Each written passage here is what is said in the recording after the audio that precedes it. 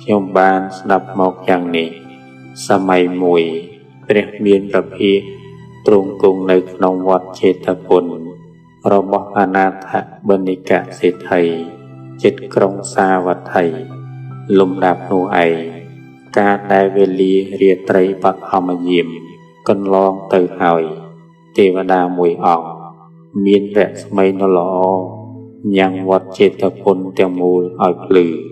ចូលទៅគាល់ព្រះមានប្រភិលុះចូលទៅដល់ក៏អភិវាទព្រះមានប្រភិឲ្យស្ថិតនៅក្នុងទីដ៏សមគួរលុះទេវតានោះស្ថិតនៅក្នុងទីសមគួរហើយបានពោលនៅគាថាទាំងនេះ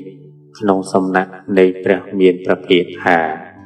បុគ្គលជញ្ជូននៅភាគណាអំពីផ្ទះដែលភ្លើងកំពុងឆេះពុំនោះសោតភ្លើងមិនទាន់ឆេះនៅវត្ថុណាក្នុងផ្ទះនោះហៀកនឹងវត្ថុនោះជាប្រយោជន៍នៃបុគ្គលនោះឯងសត្វលោកដែលជ្រានមរណៈឆេះយ៉ាងនេះត្រូវតែនាំទ្រព្យចេញដោយទានកុំខានទានដែលបុគ្គលឲ្យហើយឈ្មោះថានាំចេញដោយល្អវត្ថុដែលបុគ្គលឲ្យហើយជាវត្ថុមានសុខជាផលវត្ថុដែលបុគ្គលមិនឲ្យហើយ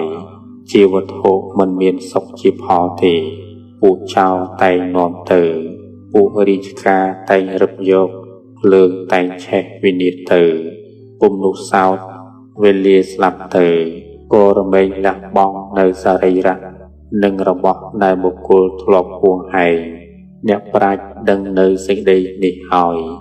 ក៏បីបរិភោគផងឲ្យទានផងបុគ្គលឲ្យទានទាំងបរិភោគឲ្យសមគួរតាមសភាពហើយ